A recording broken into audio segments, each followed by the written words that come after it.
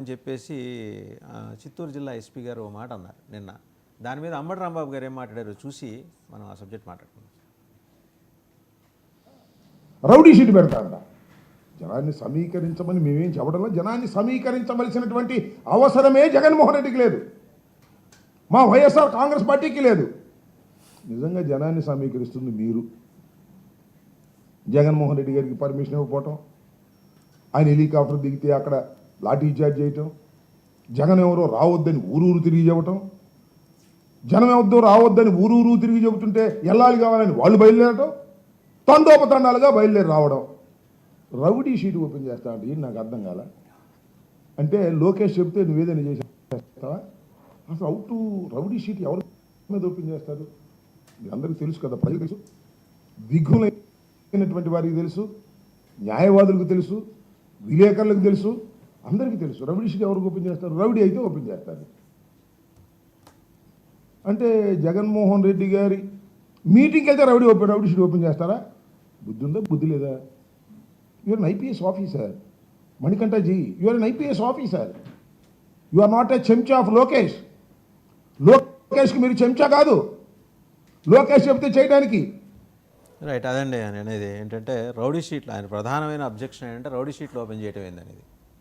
ఇప్పుడు అది అంతవరకు పోయేది ముందు ఒక సామెత, మీకు your also very familiar with మన పాత సామెతలు, తలలు నెరిసినా తలుపులు నెరుస్తాయా అని.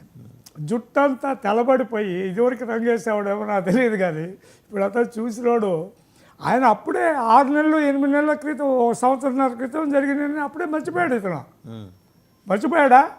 ఆ రోజు చంద్రబాబు గారు పోతా ఉంటే వాళ్ళ ఎస్పీలు అందరూ వచ్చి ఆయన ఆపేసి, సాక్షాత్తు ముఖ్యమంత్రి ఆయన వస్తుంటే ఏది ఆల్రెడీ టేకన్ పర్మిషన్ తీసుకున్న ప్రోగ్రాం పోతుండే ఆపేసి ఇటు పోవటానికి వెళ్ళేది ఇటు పోవటానికి చెప్పిన ఈ పెద్ద మనుషులు, ఈ అంబటి రాంబాబు ఉన్న గవర్నమెంట్లో ఉన్న పెద్ద మనుషులు ఇవాళ నీతులు చెప్తేట ఏ నీతులు చెప్తావా పెద్ద ఆయన? నేను పెద్ద ఆయన అంటాను కూడా నాకు ఒక నీలో ఉన్న గుణం ఏంటంటే జుట్టు తెల్లబడింది కాబట్టి పెద్ద ఆయన అంటున్నాను, లేకపోతే నీ బుద్ధి కూడా సరైన బుద్ధి కాదని అర్థమవుతాను. ఆ రోజు అప్పుడే మర్చిపోయినావా? ఆ రోజు మర్చిపోయినావా? ఆయన మీద కేసులు పెట్టిన సంగతి మర్చిపోయినావా? ఆయన ఎక్కడో బిల్డింగ్ కారులో పడుకొని ఉంటే వచ్చి ఆయన్ని అరెస్ట్ చేసి చూపించబోయా అంటే ఏమన్నారు? మేము తర్వాత రాస్తా ఉన్నారు. ఇది ఎక్కడైనా ఉందా? మరి ఆనాడు ఆ మాట అనలేదే. ఏమయ్యా నువ్వు చంద్రబాబుని అరెస్ట్ చేసినప్పుడు కనీసం వారెంటో లేదా ఆయన మీద ఈ అలిగేషన్ ఉందని చూపించాలి కదా. చూపించకుండా ఎట్టగా అరెస్ట్ చేసి తీసుకుపోయినారు. నోటీస్ అయితే సర్వ్ చేయాలి, సర్వ్ చేయాలా? ఏమీ లేదు. ఆయన కారులో పడుకున్న ఆయన తీసుకుపోయినావు. ఆనాడు ఎందుకు మాట్లాడలేదు ఇవన్నీ? ఈనాడు శ్రీనగర్ నిధులు చెప్తున్నావు, వచ్చి మాట్లాడతావా? ఓ పక్క పోలీసు వాళ్ళు చెప్తా ఉన్నారు ఏమని, ఇది ముందు జరిగిన దృష్టాంతం. మన ఈ మధ్య పల్నాడులో ఎక్కడ పోతే సిగ్గు లేకుండా మాట్లాడతావు అంబటి రాంబాబు. మీ నాయకుడి జగన్మోహన్ రెడ్డి గారి కారు కింద పడి ఒక ఆయన చనిపోతే మీ కార్యకర్త అయి ఉండొచ్చు కాక, కనీసం ఆపకుండా పోయిన పెద్ద మనుషులు మీరు ఇవాళ వచ్చి చెప్తారు. అది దృష్టిలో పెట్టుకొని ఆ రోజు అక్కడ జరిగిన దాన్ని దృష్టిలో పెట్టుకొని వద్దన్నారు సమీకరణ. పోలీసులు ముందే మీకు ఇన్ఫర్మేషన్ ఇచ్చినారు, అయ్యా మీరు ఇంతమందిని తీసుకురావద్దు, 300 మంది 500 మంది ఇచ్చారండి, 500 మంది ఇచ్చారు, మీరు 500 మందితో పోండి.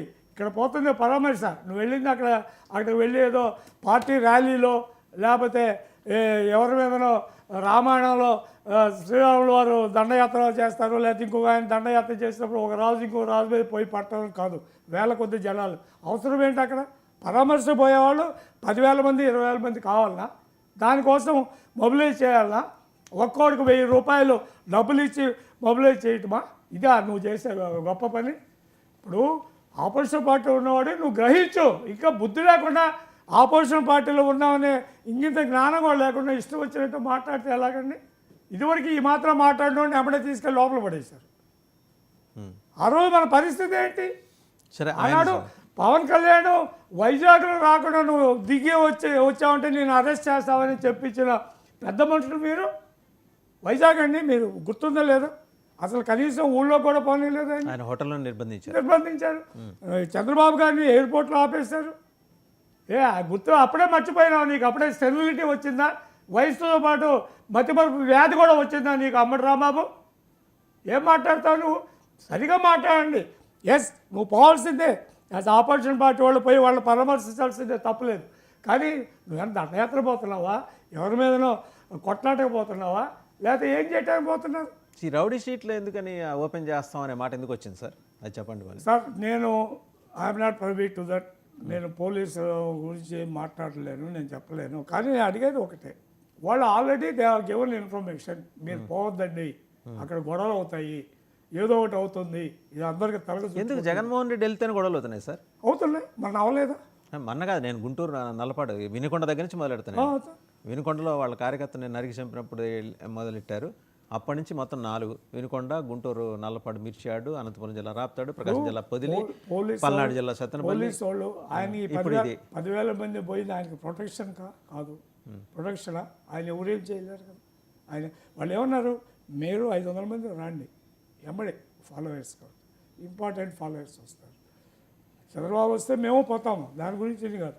కానీ నేను చెప్పేది, జనరల్ బాహుళ్యాన్ని మీరు మొబిలైజ్ చేయబాకండి. మొబిలైజ్ చేస్తున్నారు, అదే చెప్పేది. ఎవరికైతే ఆ ఊరిలో ఉన్నవాళ్ళు 10 మంది వస్తారు. ఉన్న బంగారుపాలెం ఎంత ఊరో నాకు ఐడియా లేదు, వస్తారు, ఖచ్చితంగా వస్తారు. ఆయన ఫాలోవర్స్ అందరూ వస్తారు, పోతారు, పరామర్శ చేస్తారు. ఆ జిల్లాలో వస్తారు. ఇంకా ఏమన్నా డబ్బులు గిబ్బులు బాగా దండిగా ఉన్నాయి కనుక వాళ్ళకి ఏదైనా వితరణ చేయవచ్చు. అపోజిషన్లో ఉన్న వాళ్ళు ఏం పంచుతారులే కానీ ఏమో చెప్పలేము. ఇప్పుడు ఆపోజిషన్లో, ఇప్పుడు నేను పవర్లో ఉన్నాను, ఇంకొక ఆయన ఆపోజిషన్ ఉన్నాడు. మాకన్నా ఆయన దగ్గర కొన్ని వేల లక్షల రెట్లు డబ్బులు ఉన్నాయి జగన్మోహన్ రెడ్డి దగ్గర. నేను మంచా చెడ్డ అనే గురించి మాట్లాడాలి. ఇవ్వగలుగుతుంటే అతనికి ఆ శక్తి ఉంది. ఓకే, ఇవ్వమనండి. ఇప్పుడు బంగారుపాలెం దేనికి పోతున్నాడు, ఎవరు పరామర్శించడం? సో మామిడి రైతులకి ఈ హడావిడి చేసే బదులు అక్కడికి వెళ్ళి మామిడి రైతులకి డబ్బులు ఇచ్చి పంచి రావాలంటే వద్దు, నేను అట్లా అవసరం లేదు. ఎందుకంటే రైతులకి ఇట్లాంటి దానాలు కాదు అడుగుతుంది. రైతులకి ఏంటంటే వాళ్ళకి marketing facility, support, marketing facility కలిగజేయాలి. ఇప్పుడు ఇవాళ అక్కడ ఉన్న పరిస్థితి కూడా చూస్తున్నాం మార్కెటింగ్లో. ఇప్పుడు ఏమవుతుంది, ఇట్ ఈస్ ఓన్లీ కన్ఫైన్డ్